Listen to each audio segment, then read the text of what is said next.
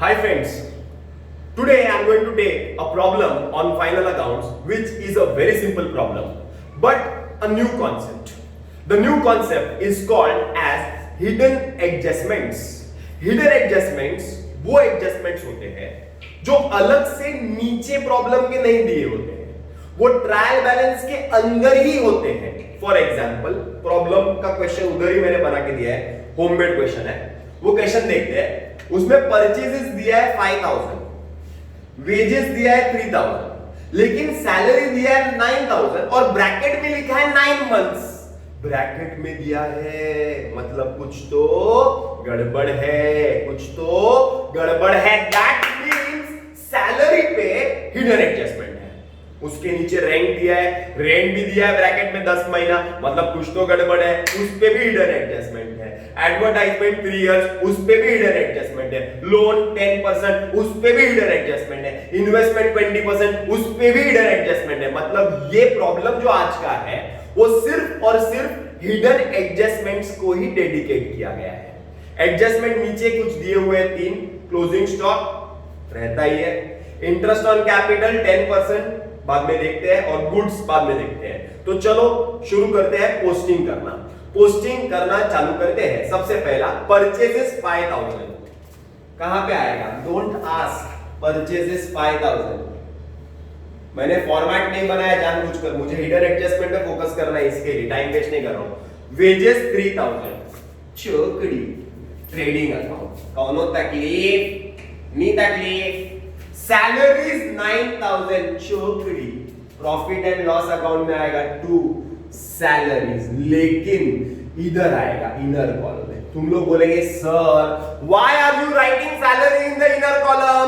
The reason is it is having an inner adjustment, therefore salary will come in the inner column. कोई तकलीफ है क्या? होनी भी नहीं चाहिए. नए स्टूडेंट्स को थोड़ा बहुत तकलीफ तो होगा ही, बट आहिस्ता आहिस्ता प्रॉब्लम करते जाओ, प्रॉब्लम सॉल्व होगा. नहीं होगा तो क्लास चालू होगा तो हो जाएगा, टेंशन मत लो. Rent 8000, rent is profit and loss account, debit to rent 8000. कौन सा कॉलम? Inner column. कौन सा कॉलम? Inner column. तुम लोग बोलेंगे सर क्यों inner column? Hidden adjustment.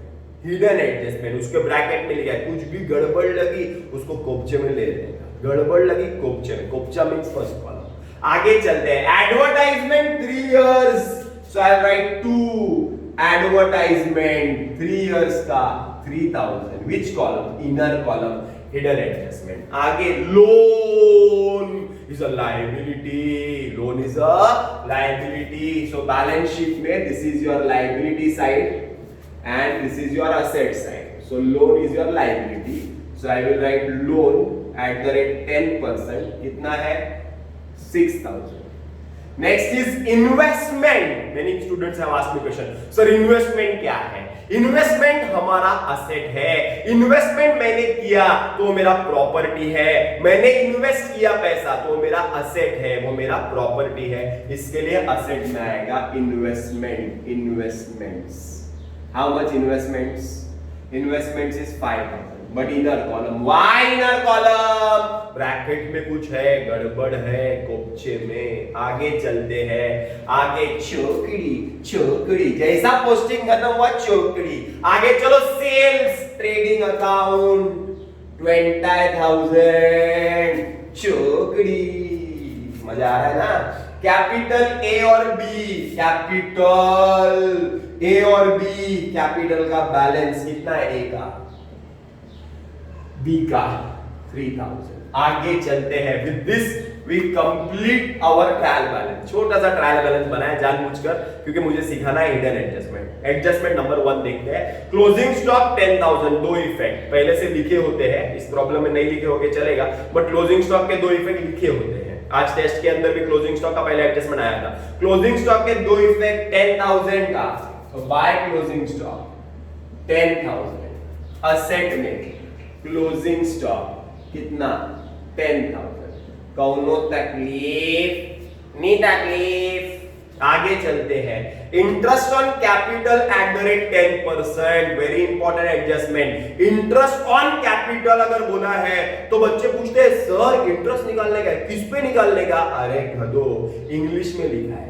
Interest on capital, so interest on capital मतलब इंटरेस्ट कैपिटल पे, capital 4000 3000, interest on capital at the rate 10%, that is 400 and 300, इसका 10%। लेकिन एक इफेक्ट ही दिया क्रेडिट, दूसरा effect debit, profit and loss account debit to interest on capital, how much, A का और B का, ए का 400, बी का 300, total 600। Any प्रॉब्स?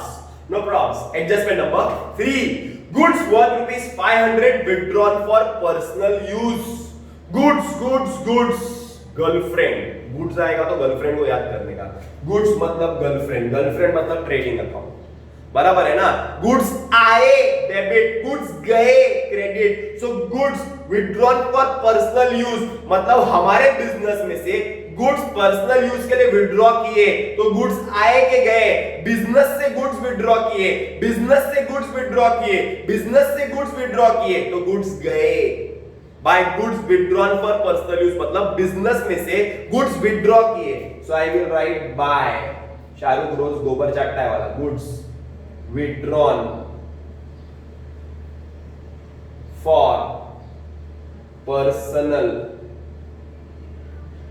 use, how much, that is equal to how much, 500। I don't have that much space वो column के लिए, तो तुम लोग को अंदर ही लिखना है। यहाँ पे क्रेडिट, यहाँ पे क्रेडिट, दूसरा इफेक्ट देना पड़ेगा ना 500 रुपए का, 500 रुपए के गुड्स विड्रॉ किया पर्सनल यूज के लिए, personal use, what is the meaning of personal use, personal use जैसा सुना दिमाग में घंटी टन, ड्राइंग्स, पर्सनल यूज टन, ड्राइंग्स, ड्राइंग्स पहले से लिखा है, दिल्ली इधर बिल्ली इधर, देखो ना।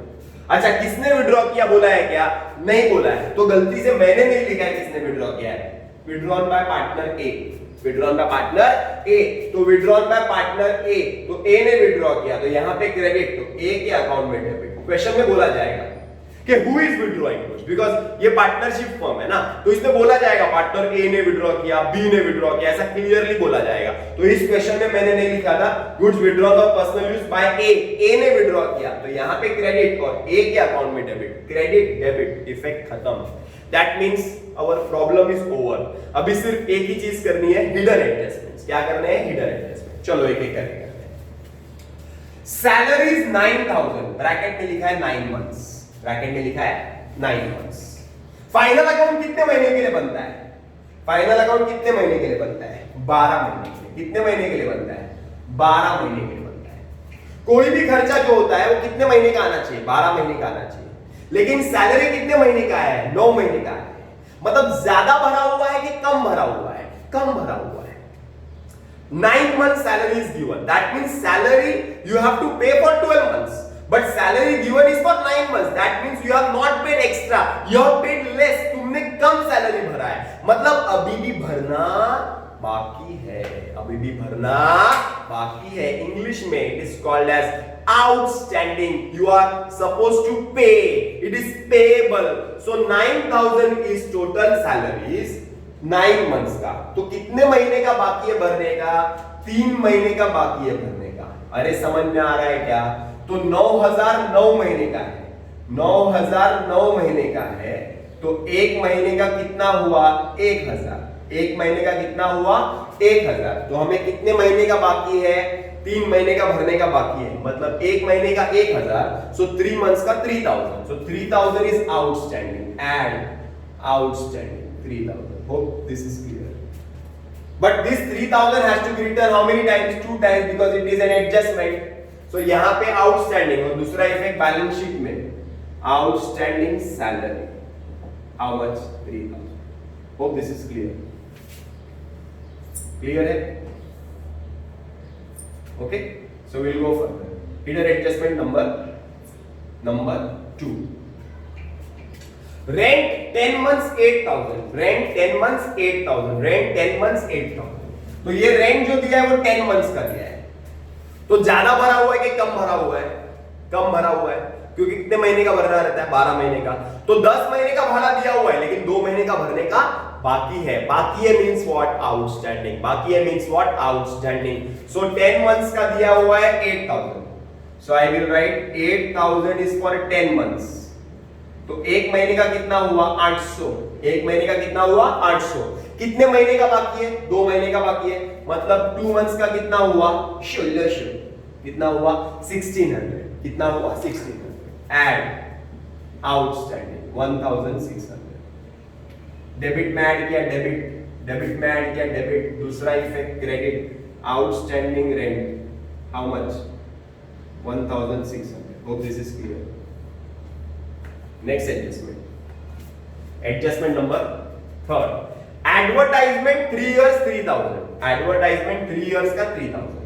अभी ये तो मंथ का था, अभी इयर्स में आ गया, तो एडवर्टाइजमेंट 3 साल का 3000, 3 साल का 3000, 3 साल का 3000, मतलब ज्यादा भरा हुआ है कि कम भरा हुआ है, ज्यादा भरा हुआ है कि कम भरा हुआ है। हमें खर्चा कितने साल का चाहिए, फाइनल अकाउंट कितने साल के लिए बनाते हैं, 1 ही साल के लिए, तो खर्चा 3 साल का किया हुआ है, मतलब ज्यादा किया हुआ है, मतलब ज्यादा किया हुआ है। अगर ज्यादा किया हुआ है मींस एडवांस में किया हुआ है, advance means prepaid, advance means prepaid, तो एडवर्टाइजमेंट 3 ईयर जो दिया है that is prepaid advertisement, that is what prepaid advertisement, so less prepaid. कितने साल का प्रीपेड 3 इयर्स का 3000, ओके। हम 1 ही साल का करते हैं तो 2 साल का एक्स्ट्रा भरा हुआ है, तो 2 साल का प्रीपेड, तो 2 साल का प्रीपेड, सो लेस प्रीपेड। 2 साल का कितना 2000, प्रीपेड एडवर्टाइजमेंट 2, ओके।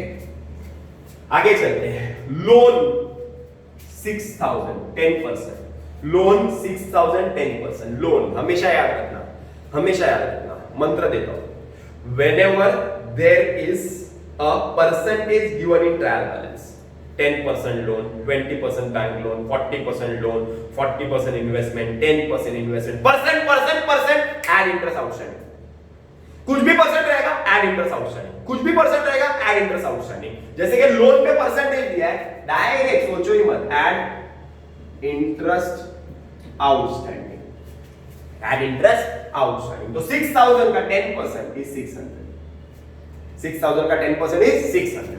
लेकिन ये तो एक ही इफेक्ट हुआ, ये तो एक ही इफेक्ट हुआ ना, एक ही इफेक्ट हुआ 600, एक ही बार लिखा।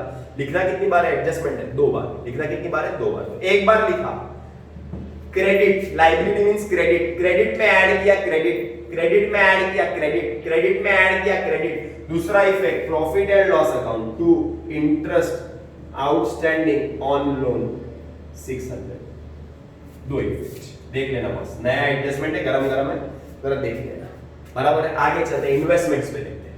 इन्वेस्टमेंट्स पे भी परसेंटेज दिया है 20%, परसेंटेज दिया है एड इंटरेस्ट आउटस्टैंडिंग। पहला इफेक्ट क्लियर, मतलब बच्चे, हमारे बच्चे जो है वो पहला इफेक्ट तो क्लियर ही लिखेंगे 20%।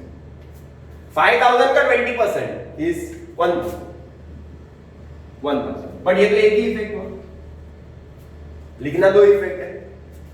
असेट में ऐड किया, डेबिट में ऐड किया डेबिट, डेबिट में ऐड किया डेबिट, डेबिट में ऐड किया डेबिट, डेबिट में ऐड किया डेबिट। दूसरा effect credit, profit and loss credit by interest outstanding on investment, that is 1000. Hope this is clear. So with this I complete with the problem. Now what to do? Closing. Closing करना इतना easy नहीं है, मुझे मालूम है, पर ये numbers easy है तो हो जाएगा, बट फिर भी steps बराबर से देख लेना, जो नहीं है उसको डैश। 20 plus 10 is 30, 30,500, ज्यादा पैसे इज्जत। 30,500 minus 8,000 is 21,500, sorry 22,500. This will be called as gross profit, this will be called as gross profit, debit, so profit and loss में credit by gross profit 22,500, okay।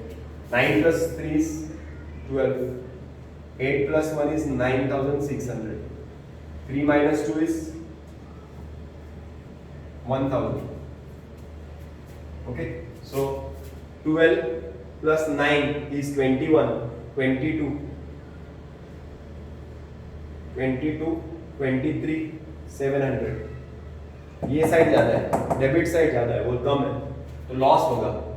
So 0, 0, 6 plus 7 is 13, 13 plus 7 is 13 plus 6 is 19, 9 1.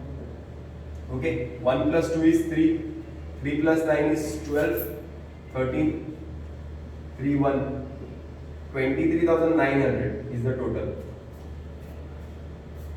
Okay, जिसका ज्यादा पैसे उसको इज्जत मिलेगी 2 बार, उसमें से ये माइनस होएगा, 23,500 माइनस होएगा तो बचेगा 400.